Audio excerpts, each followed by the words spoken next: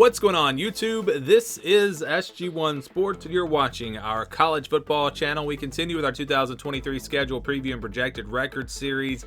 The Georgia Tech Yellow Jackets are up next. Jeff Collins fired. They move on, and it's a new era here for Georgia Tech. What will they look like? Well, they were 5-7 last year, and this is the schedule they're going to have to go up against this year.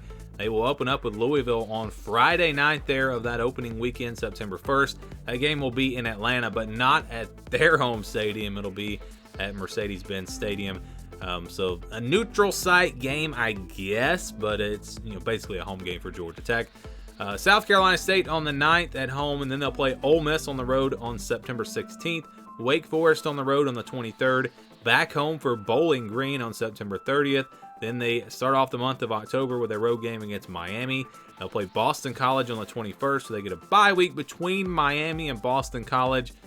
I guess that's really not an ideal spot for a bye week, but for a team like Georgia Tech, if it helps you win a game like Boston College, and a game that maybe you wouldn't win otherwise, that could be a good spot for a bye week. And it is right there in the middle of the season, so not too early, not too late. They play North Carolina after that on October 28th, then Virginia on the road on November the 4th, and then Clemson on the road on the 11th, Syracuse on the 18th at home, and they close things out with Georgia at home in the season finale in that rivalry game. So you look at the schedule, and non-conference wise, you got Louisville, or excuse me, not Louisville, that's not a non-conference game. You got South Carolina State, Ole Miss, Bowling Green, and Georgia. So those are your four non-conference games. Two SEC opponents, Ole Miss and Georgia. So that's a pretty tough of course it's going to be tough when you have Georgia in there, but adding Ole Miss again this year, that's going to be tough. You look at their schedule in the ACC, looking at who they play from the Coastal Division from last year. Of course, no divisions this year. Miami, North Carolina, and Virginia. So most of their opponents will be against teams that were in the Atlantic last season, which is kind of a trend we've seen with these ACC schedules. No Florida State, that's a plus. No NC State, that's a plus.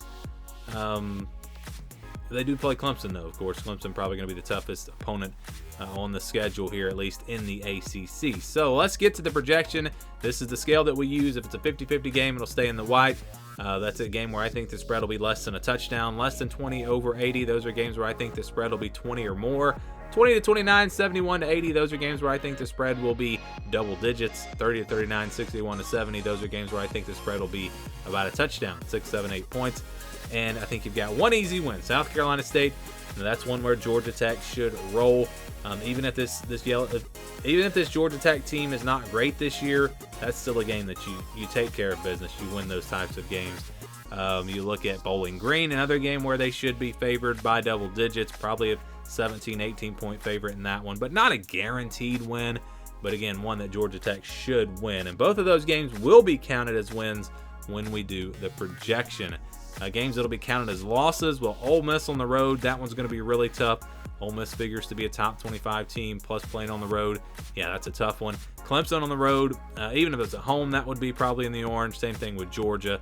Georgia Tech really has no business being in any of these games. They should lose pretty big, unless they're a lot better than we expect them to be.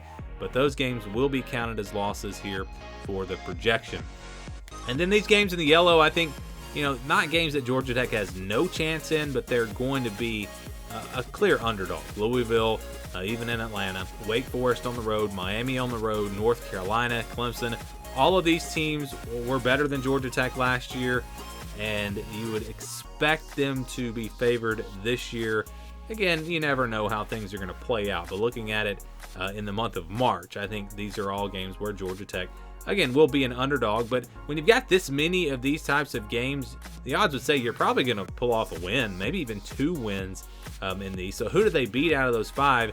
Maybe it's Louisville, maybe it's Syracuse or North Carolina at home, maybe it's Wake Forest, who knows. But those are all going to be games that'll be tough for Georgia Tech. Boston College and Virginia, those are 50-50 games in my opinion. Both of these teams were down near the bottom of the conference last year, just like Georgia Tech. So I think they've got a great shot in both of these, and really these are games that could go either way. These are 50-50 games, so we're going to put them in that category. So let's see the projection here for Georgia Tech. We take South Carolina State, Bowling Green, count those as wins. Ole Miss, Clemson, and Georgia, we count those as losses. Use 35% for the games in yellow and 50% for the games in white, and you get a projection of 5-7. So the same record as last year, just missing out on a bowl game. And I think that's pretty fair. And, if you do get the 2 wins, South Carolina State and Bowling Green, you split with Boston College and Virginia. That's 3 wins. That would mean they would get 2 of these games in the yellow, or maybe they beat Boston College and Virginia and then one of the games in the yellow. But I just don't see this team.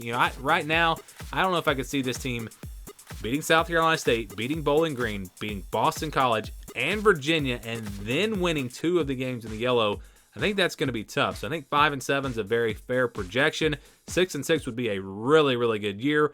4-8 would be a disappointment. But again, when you look at all these games, it wouldn't shock me if they did go 4-8. But I think 5-7 again, very fair, kind of right there in the middle.